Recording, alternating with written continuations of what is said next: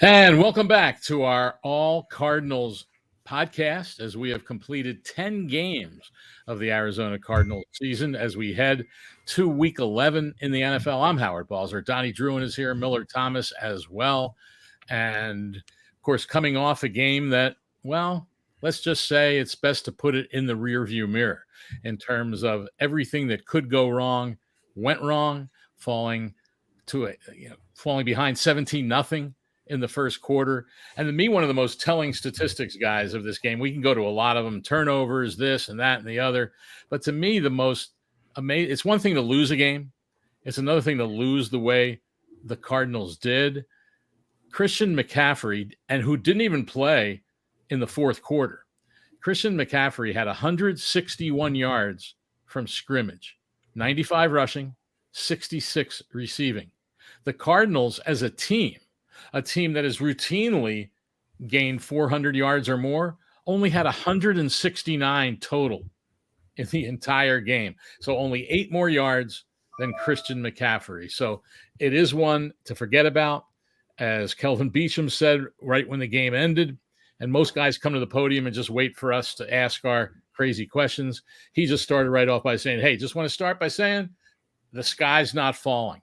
Well, all Cardinal fans hope that's not the case, but this game on Sunday in Seattle will be pretty telling. So before we look totally ahead to that, I guess just give both of you guys give your impressions of what we saw and what we witnessed on Sunday. And at what point did you just say, oh my goodness, get this game over with, I can't take it anymore? Yeah, so my parents actually went to the game, and they had about enough at halftime. So I think that's right around where I would have tuned off had I not been contractually obligated to finish the game and help out with some content following. But I think on the offensive side of the ball, there's a lot to not like. There's a lot to not love. But kind of understandable, with Kyler Murray being out, obviously DeAndre Hopkins as well being such a key part of that line, the shuffleboarding that continues on the offensive line without Chase Edmonds. Obviously, I know James Conner leads the NFL in touchdowns, but still nice to have a versatile guy like Edmonds back there. A lot of working pieces that didn't exactly go in their favor, so I can almost excuse the offense's performance. The defense, though, gap integrity has been something that defensive coordinator Vince Joseph has hammered time and time again, and you see it. He doesn't talk about it for fun. The Cardinals' run defense has been very suspect this year. We thought it was bad whenever Dalvin Cook and the Minnesota Vikings strolled into town and nearly upset the Cardinals in week 2.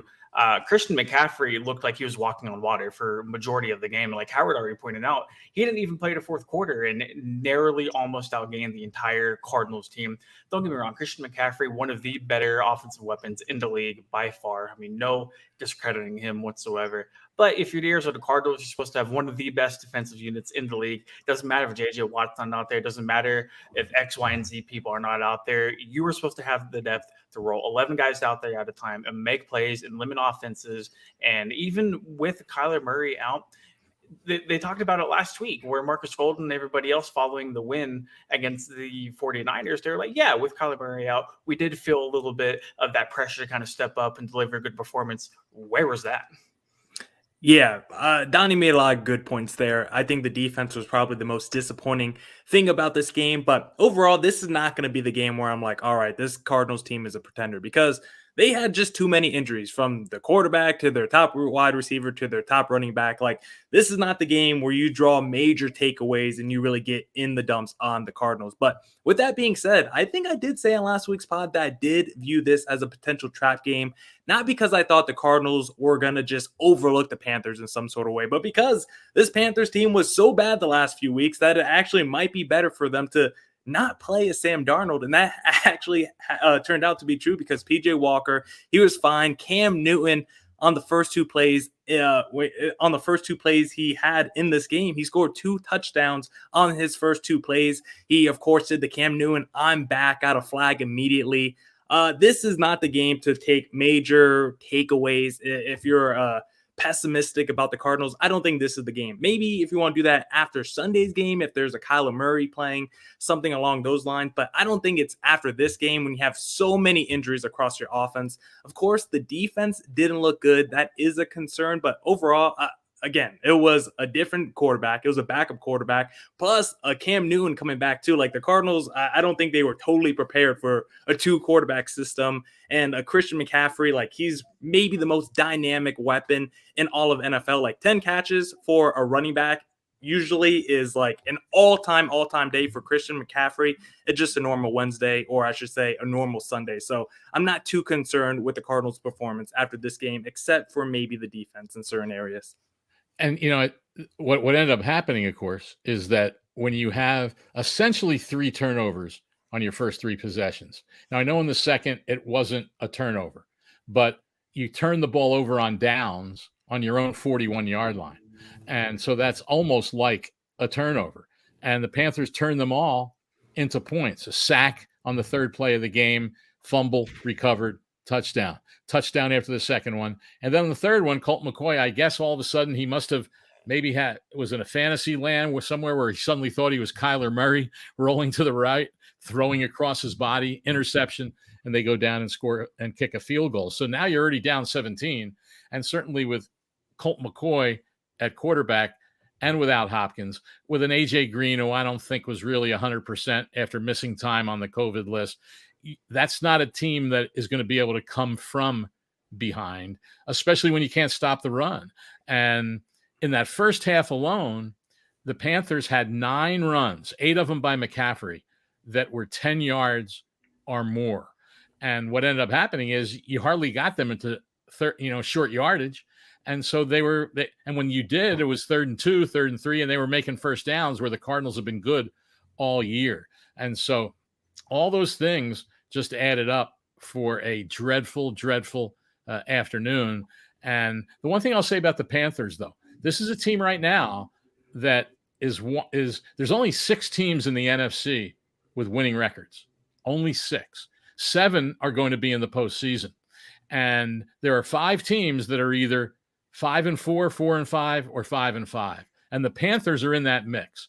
And they are 4-1 with Christian McCaffrey in the lineup. 4-1. So I really believe that with that defense, as fast as they are, this is a team to watch coming down the stretch. And by the way, 2 of the last 3 games of the season, they play the Buccaneers. And right now, hey, you wake up on Monday after Tampa Bay loses to Washington, and their Panthers are only a game and a half behind Tampa Bay in that division. So I think this NFC for the end of the season is going to be quite intriguing as a lot of these teams jockey for playoff spots. So like I said, you have to put this behind you, but the key is responding from it. And that is the thing. And one other thing is, as I look back, someone made reference today, and one of the guys who talked, as we were asking questions about why is this team 5-0 on the road and has scored 30 or more points in every one of those games and has won by double digits in all of them, whereas they're 3-2, the Cardinals, at home, and have lost their last 2 to Green Bay and Carolina. Well, look at turnovers. In the 5 home, this is a pretty amazing number, guys. In the 5 road games, the Cardinals have 15 takeaways and only 2 turnovers. 2. And those were in the first 2 games of the first 2 road games of the season. Last 3 against the Rams, the Browns, and the 49ers, they have not had a turnover. 5 home games, little different story. So that's plus 13 turnover ratio. At home, 4 takeaways and 9 turnovers, minus 5 at home. And they've had 5 of those 9 in the last 2 games against the Packers and the Panthers. So that's going to be a key as we start to look forward to Seattle. Whoever the quarterback is, if it's Kyler Murray, if it's Colt McCoy, whoever it is, you have to protect the football and get the other team off the field on 3rd down. And I think one major factor is the Seahawks don't have much of a running game. That's one thing that they don't have. And so that's an area where the Cardinals can hope, from their standpoint, take advantage. Chris Carson is on injured reserve, designated for return, but I'm told he's not really close to coming back. In fact, there's some thought he might miss the rest of the season because of a neck injury. So that will be, to me, the key to this game. Going on the road, playing like you have in the previous 5 games, even if you don't play as well, just figure out a way to come away with a victory. Because I think some fans will start to get nervous if they would lose this game and don't look good doing it. Yeah, absolutely. And we have to remember the first game that Kyler missed, the Cardinals were still able to put 31 points up on the board. How do they do it? They played phenomenal defense that gave their offense plenty of opportunity to score whenever they basically needed to. Cole McCoy didn't try to play hero ball. I know he had the second single highest completion percentage in single game history for the Cardinals, only behind Kurt Warner. They took the ball away 3 times and got a lead early, and that was so key. So go ahead, Donnie. No, you're good. And they ran through James Conner, and then eventually, Benjamin helped out a little bit in the fourth quarter as well. It's not some magical potion. It's not some mystery. If you play good defense, if you take care of the ball, and you establish the running game, and we've seen it time and time again, the Cardinals have looked very good throughout the season. Whenever they've had the ball, they've needed to kill clock, go down the field, march down the field, and score a touchdown. They've done that time and time again. And the game against San Francisco 2 weeks ago was, kind of the shining moment for the Cardinals to say, hey, even though we don't have Kyler Murray, we'll still run the ball down your throat whenever we want to, especially without our top running back playing for an overwhelming majority of the game. So back to basics for them. And then I think Howard hit it right on the nail on the head. Even with Kyler Murray, if they don't look good and they lose, I think there might be a little bit of worry, but you still got the bye week coming up. There's still a lot of football left to be played. I know last year is definitely kind of like brewing in the back of everybody's heads, especially if they drop 2 in a row, which would be 3 out of 4 for the Cardinals in their last games heading into the bye week. But I'm not willing to press the panic button quite yet. Before you go, Millard, I do agree 100% with what you're saying. Mm-hmm. If Seattle was Seattle, though, like normal, then you'd say, well, okay, that's always a tough place to play. The Seahawks are the Seahawks. But we didn't see the Seahawks as we know them last week in Green Bay when they were shut out. I realized Russell Wilson was coming back from missing several games because of an injury, but they weren't playing that well before he went out. And they're 3-6. So you've got a chance to bury this team right now. I mean, just think of that. If they can beat Seattle, not only will the Cardinals be 4-0 in the division, but they'll be 5.5 games ahead of them. And the Cardinals will only have 6 to play, although Seattle has another one. But still, because they've had their bye already. But still, that's where this becomes key, I think, because of the way the Seahawks are playing, that they're ripe to be had. And so I think that's what makes this a real important one, maybe a little more so than you would normally say going into Seattle. Yeah, this could be the game that buries Seattle, or could be the game that kind of gives this team new life. Because like you said, Howard, you laid it out earlier. This NFC, the bottom of it after those first few handful of teams is not very good. You're going to have a pretty bad 7th seed in the NFC. So Seattle could sneak their way in there, but it's going to all start Sunday. And one other point that you made earlier about the home road stuff for the Cardinals, across the whole NFL, I believe entering this past week, I think the home teams lost more than the road teams this entire season. So it's not just the Cardinals. Across the entire NFL, road teams are just going into home stadiums and just flat out beating them, not even against the spread, just straight up money line getting dubs. So I don't know why that's happening so much this year, if there's some residual effect from the 2020 season and not really having a lot of fans. So overall, that's just kind of weird that that's been happening in the NFL. But for the Cardinals, we'll see. It depends who's going to be healthy, if it's going to be, because again, if there's no Kyler Murray, no Hopkins, no Chase Edmonds, it's hard for me to be overly concerned if this team loses on Sunday, especially a Seahawks team. Even though their offense wasn't good against Green Bay,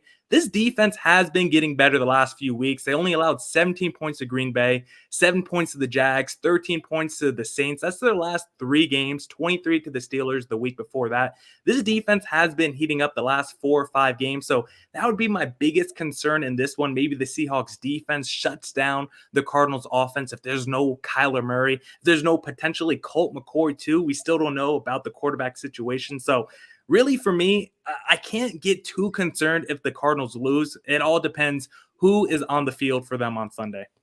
And before you jump in, Donnie, I'm glad you mentioned that about the whole league, because you're right. that road teams have won more than home teams. So I decided to do some quick research and see who are the teams that are doing the best on the road. And there are half the league, 16 teams have winning records on the road. Now, several of them are like there's, let me see, 1, 2, 3, 4, 5, 6, 7, 8. 8 of them are one game over 500. So they're either 2-1 or 3-2. But the other 8 are much better. And so in the AFC, there are 7 teams with a winning road record. In the NFC, there are 9. And in the AFC, all those teams have winning records overall. In the NFC, not so much. The Eagles are 4-0, or I'm sorry, 4-2 on the road. They're 0-4 at home. Certainly the Cardinals have the best road record of any team at 5-0, but New England is 4-0 on the road, and they're 2-4 on home. But here, last thing on this, here's the aggregate record of those 16 teams. AFC, 22-10, NFC, 32-13 of those 9 teams on the road. So that's 54-23 from all those teams. So obviously all the other teams are some of the teams that are pretty bad, and they lose everywhere, home and road. And so that brings down the overall deal. But like you said, Millard, whatever the reason is, it's happening. And the good teams, most of the good teams are finding ways to win on the road. But I don't know if there's anyone as imbalanced as the Cardinals among the top teams in the league. And I think sorry, Donnie, to cut you off. I just had one more. I had one more weird stat on that. I think the 49ers win over the Rams this past week. I think it was their first home win since their Super Bowl run back in like 2019. So it just further illustrates the point of how weird the splits have been. But Donnie, you continue, sir. No, you're good. Just to wrap up that kind of segment. Any given Sunday, right? I mean, this year is really showing it, and I just like whenever you think you have a team figured out, not just the Cardinals, but like every team in the NFL in general, just everything surprises you. And I think that, goes to show from team number 1 to team 32. I mean, these guys are, true professionals week in and week out. So never discount a team, especially a hungry team, always looking to knock off a team with a very solid record. And then just going back to the Cardinals really quick, none of the guys we talked to today, Howard, were kind of willing to acknowledge that they were just, for whatever reason, a better team on the road than they were at home. They said there was really nothing to describe about it. They weren't doing anything different. They said it just came down to execution. But, at a certain point, you do have to look at the numbers and wonder, like you had pointed out to Cliff Kingsbury, is it that road warrior mentality? Is it that like us against the world mentality that you walk into opposing stadiums with? So I guess we'll find out. No, it's interesting because Kingsbury didn't just buy into it totally, but he did say there's something about it where you're all together, you're in the hotel, you're around each other, you're traveling, all those things. And I think there is a little bit of an us against the wall, us against the world type thing. But here's the thing I found interesting. You referenced Jordan Hicks was harping on execution. It's just a matter of execution. Okay, well, yeah, obviously it's about execution, but why are you executing better on the road than at home? And I think a certain amount of it, and I asked Jordan about it after he had referenced going to Seattle, and he basically admitted what I'd been saying when he said, well, when we go there, it's kind of like we band together and it's, the crowd gets them going. Yeah. Yeah. And then the environment is so tough that it makes it different. And then when I asked him, he said, well, so I still say it's more about execution.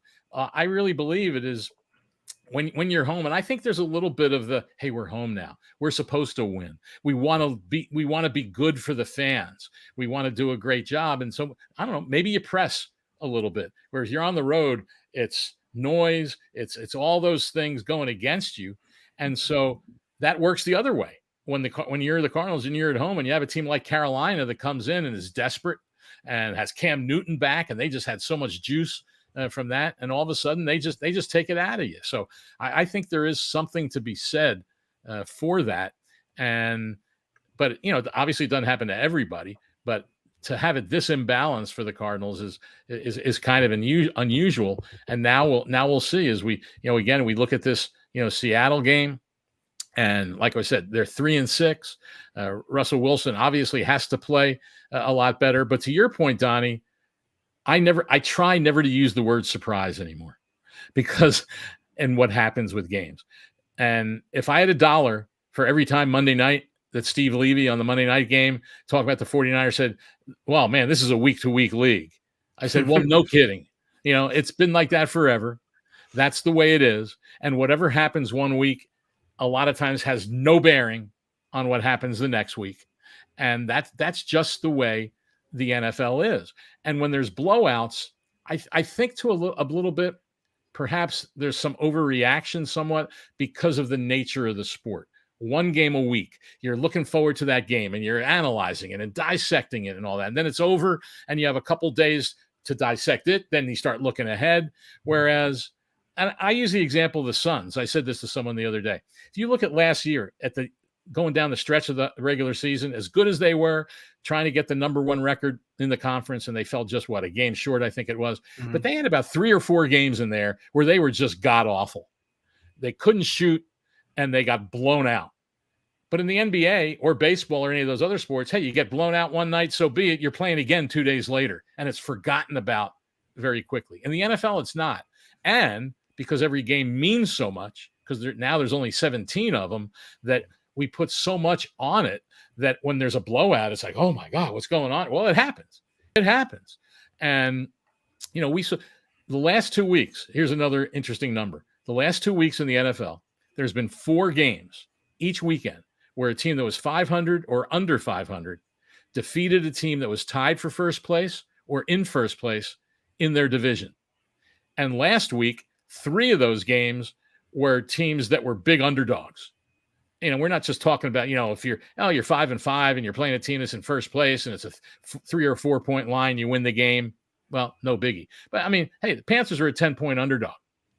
The Buccaneers I think they were a 10 or a 10.5 point favorite over Washington. Last Thursday night, Baltimore, the favorite, I think it was 8.5 or 9, a favorite over Miami.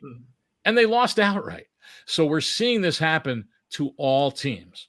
And so again, the key is if you have one of them, respond from it and put it behind you. And that's the challenge for the Cardinals this week. Yeah, no one. Sorry, Miller, go ahead. No, you go ahead, Donnie. I had just a very poorly timed joke, so you go ahead, buddy.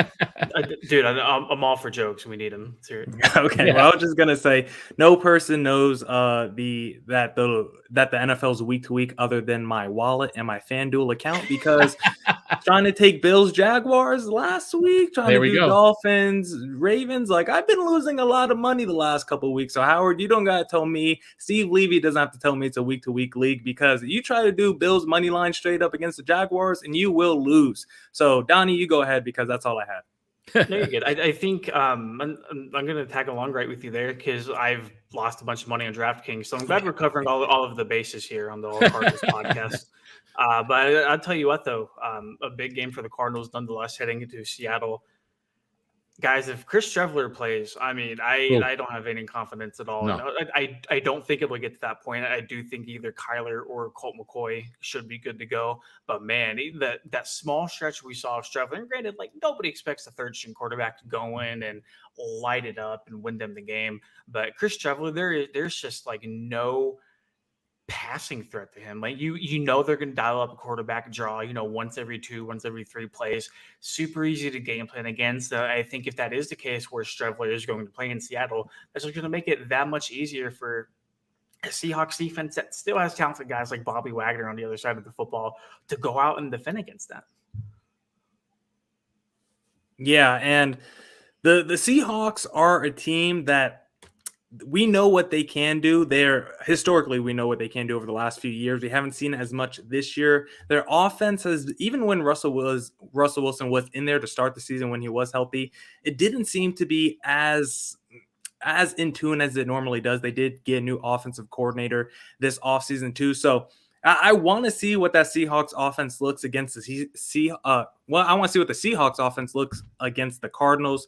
Russell Wilson, I'm not sure how healthy he is. I know he was doing like 16-hour day work days, training those fingers, training that hand, doing little curl ups on his fingers, but it did not look like it worked against the Packers on Sunday. So I think the key to this game, not even really is Kyler Murray healthy, is Colt McCoy healthy. It just might come down to Russell Wilson's fingers and if he can throw the ball effectively or not, because there was a few shots last week where Tyler Lockett might have been wide open for a 50-yard bomb touchdown, and Russell Wilson just couldn't get it to him.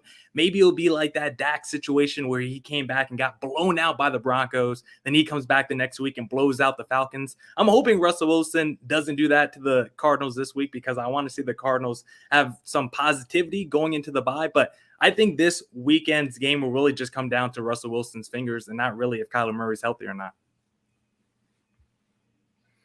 Well, I think a big part too is that I referenced earlier not having that running game, and the Cardinals didn't have a sack on Sunday against the Panthers. And so many times sacks come when you have a lead, certainly, but also when you have a team in second and third and long, and they were rarely in those situations.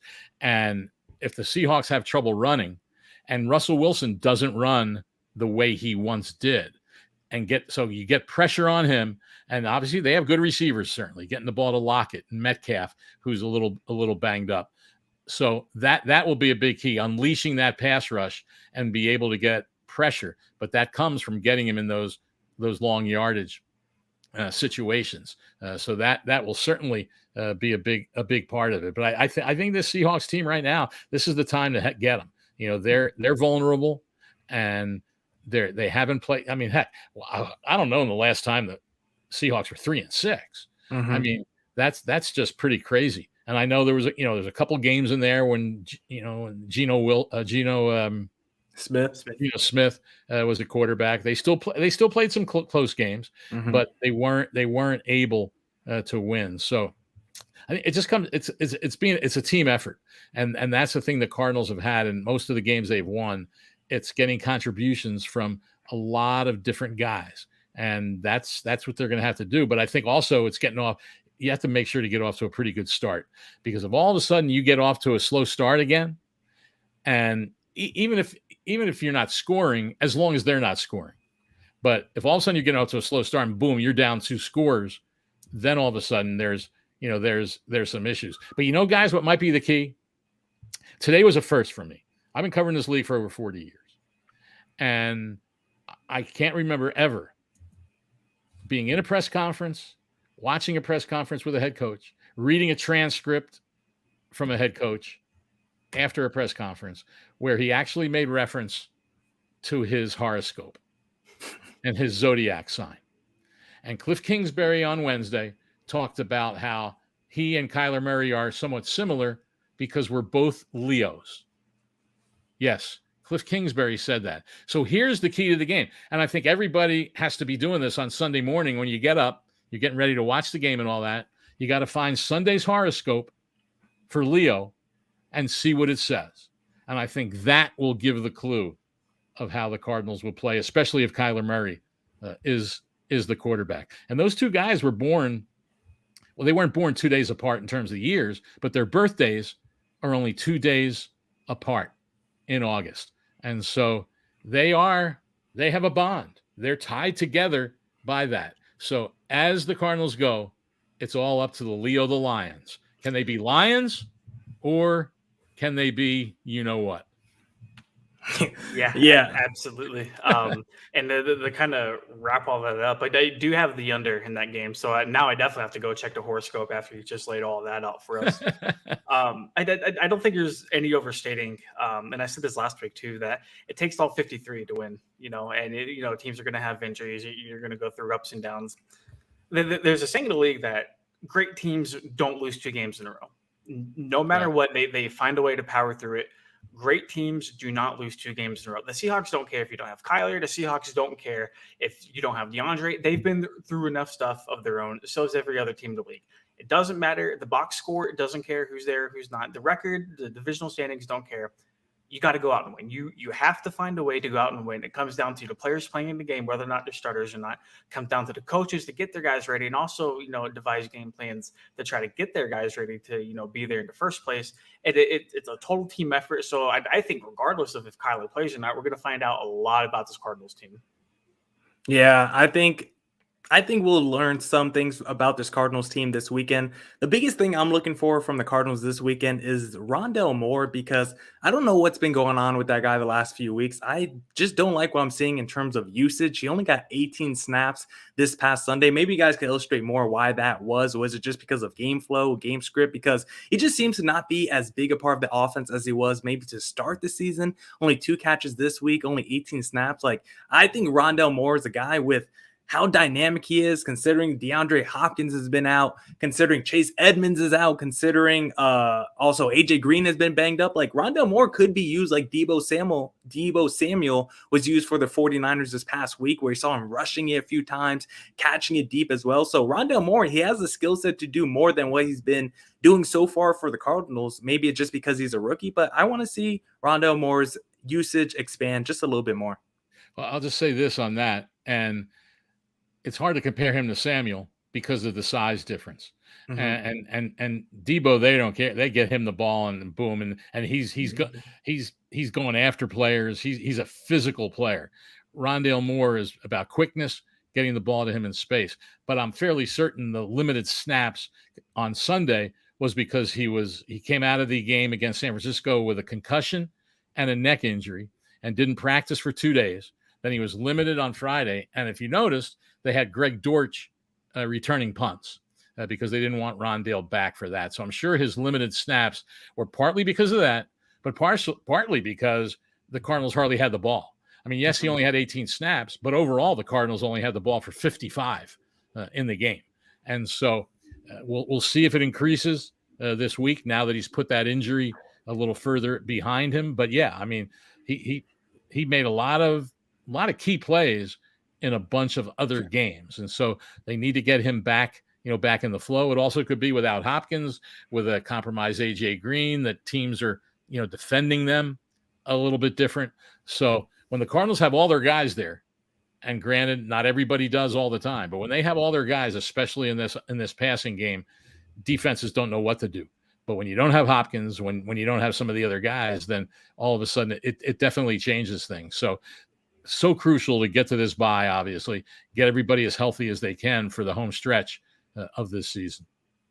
Yeah, I feel like they're crawling towards that bye, just slowly but surely, just trying to get there so they can finally have a break, go home, enjoy Thanksgiving dinner with their families, kind of regroup and get going for, what they've really had their eyes on, which is the NFL playoffs, something they thought they had in their grasp last year, but unfortunately weren't able to exactly finish the job. This year, their prospects do look a lot better. And yeah, I think the Week 12 bye, although a little late in the season, I'm not sure guys are exactly fans of that. I think they'd rather have that than an early bye week, though. But nonetheless, I mean, the get a win in Seattle, before that bye week, have that, extra time off and kind of regroup and reload, I guess is the word they might want to use. I think it could be really, really crucial for them. So while I'm not willing to kind of, stamp anything on this team, regardless of the outcome coming up on Sunday, I do think it could really pay dividends for them if they at least look good heading into the bye week. And for any of the Cardinals players out there who don't have any plans during the bye week, go check out the Territorial Cup, ASU versus U of A. I think ASU is going to drop another 70 burger on the Wildcats. So if they don't have any plans, just go catch out that game. Support their, local teams or college teams. I know Eno Benjamin has already brought a couple of his teammates to a game this year. So go check out that Territorial Cup and go check out the Sun Devils smack down the Wildcats next week. All right, there you have it. And that's Millard Thomas, Donnie Druin. I'm Howard Balzer. Thanks for everyone tuning in. Do you tune into these? Is that the words that you use, or whatever it is? Thanks for being a part of it. And remember, for all of your Cardinals content, AllCardinals.com. The written word, the audio word, the video world is all right there at Cardinals.com.